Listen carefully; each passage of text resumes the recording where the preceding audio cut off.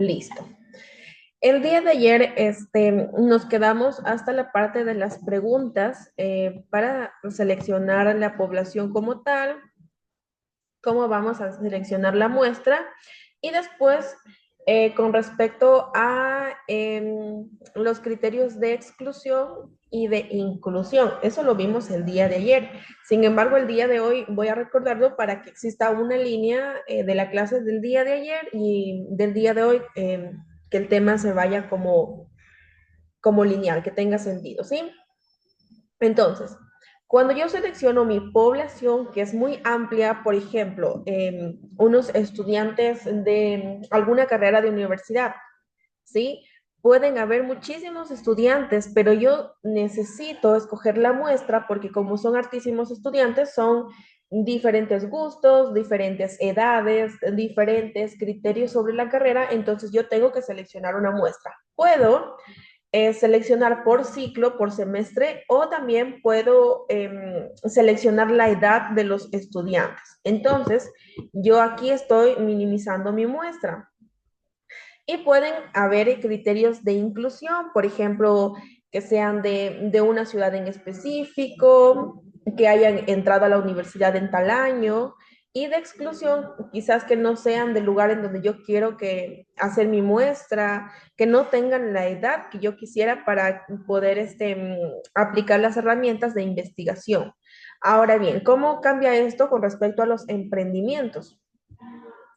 Si yo quiero colocar un emprendimiento de, por ejemplo, de moda, de zapatos, de ropa, yo tengo que hacer una investigación ardua em, a mi público objetivo, a mi público segmentado. Así se trata este tema de la investigación. Obviamente, con respecto a los emprendimientos, ya es un poco más minimizado, ¿sí? Porque aquí es más de hacerlo práctico con respecto a mi público potencial y sobre todo que ya sea después un público fiel.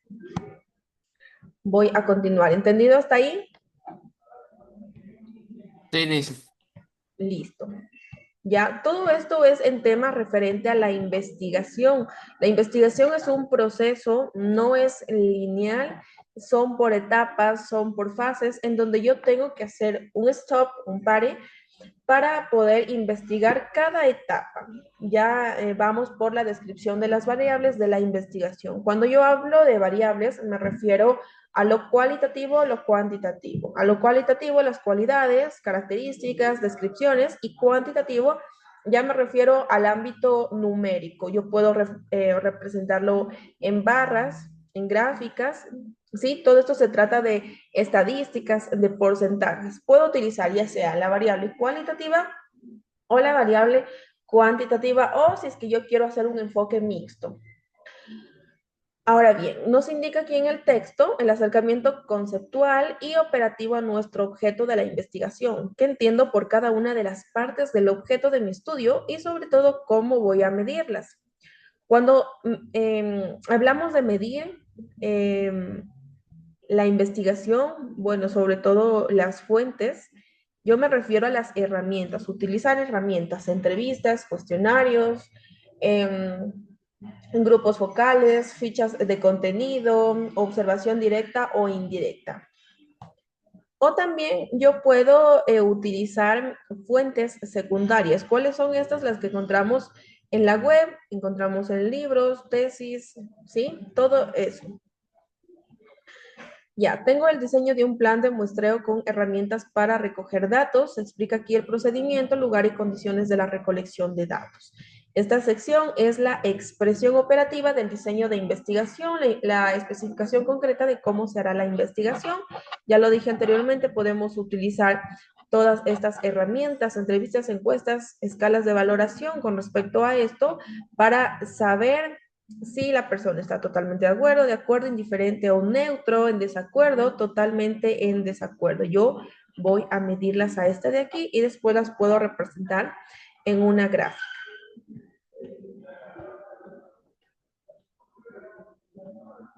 Ya.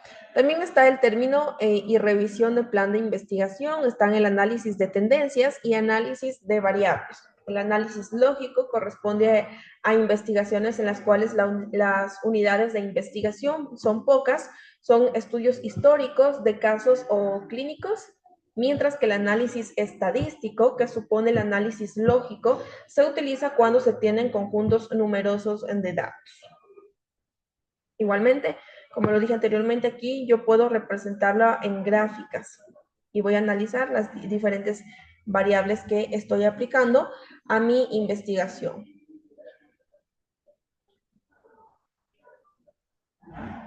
Ya, tengo la realización del estudio piloto y también de las revisiones. En un estudio a pequeña escala, realizando con anterioridad el estudio final y que básicamente sirve para comprobar la validez y reproducibilidad del método de recogida de datos o de instrumentos de medida a aplicar en el estudio. Yo puedo hacer un estudio piloto, que es más o menos como un prototipo, no sacar el final, sino que voy a comprobar la validez, voy a comprobar si los métodos son los correctos, ¿sí? Si la escala que yo he seleccionado dentro de mi investigación es válida para llegar a un estudio final. Ese es un estudio piloto, hacer como tipo borradores y a la vez hacer las respectivas revisiones, no sacar ya el producto final, vuelvo y repito.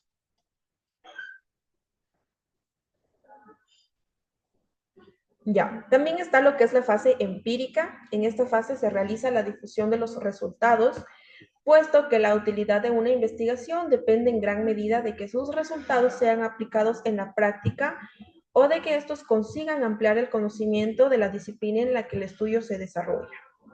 Permite, una vez planteado el diseño de nuestro estudio de investigación, intenta responder al problema de una investigación inicialmente planteado.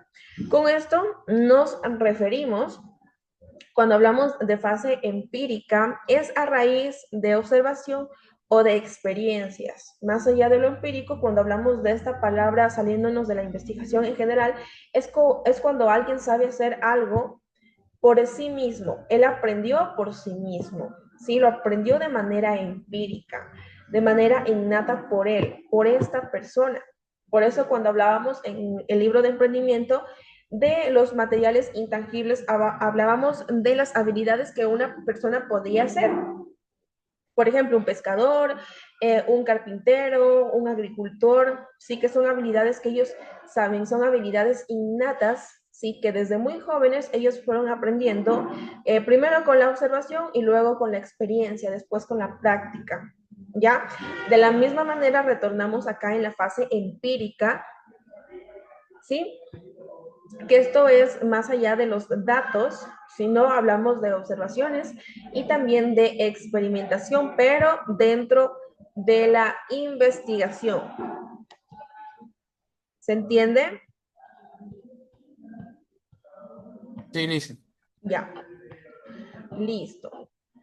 Se pone en práctica todo aquello que se ha planificado sistemáticamente. La recolección de datos con los instrumentos que hemos seleccionado previamente. ¿Cuáles son los instrumentos? Vuelvo y repito. Encuestas, entrevistas, grupos focales, fichas de contenido, observación directa o indirecta. ¿Listo? Esas son las herramientas que vamos a utilizar para llegar a resultados dentro de mi investigación. Voy a continuar.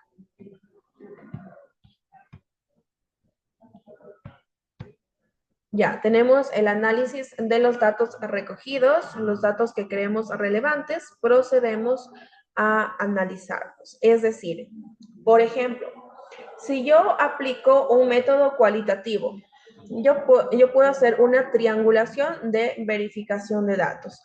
¿A qué me refiero con esto? Cuando yo hago una entrevista a una o dos personas o hago un grupo vocal, yo voy a seleccionar los datos más relevantes, pero antes que eso, yo voy a transcribir todita la información que yo haya recogido dentro de mis fuentes, voy a transcribir después voy a hacer la codificación. ¿A qué me refiero esto? Ahí sí voy a seleccionar datos relevantes y después voy a hacer una verificación de resultados.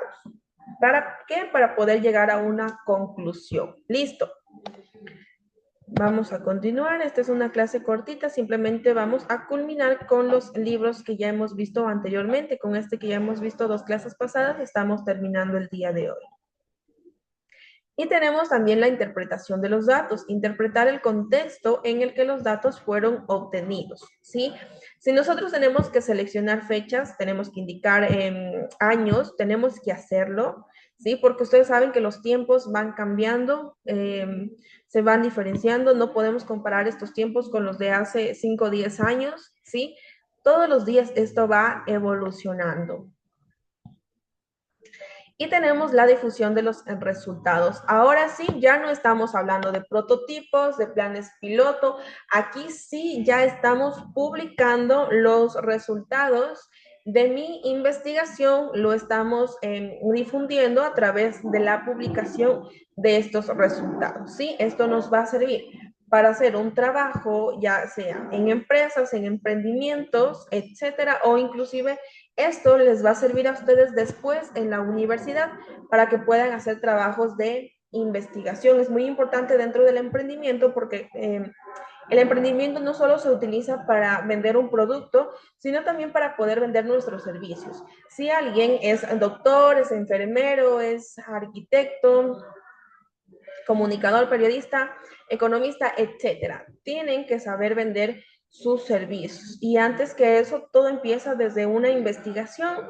¿A quién yo voy a vender? ¿Cuál va a ser mi público objetivo? ¿Cuánto es el valor de inversión? ¿En dónde me voy a ubicar? ¿Cuál va a ser mi zona geográfica?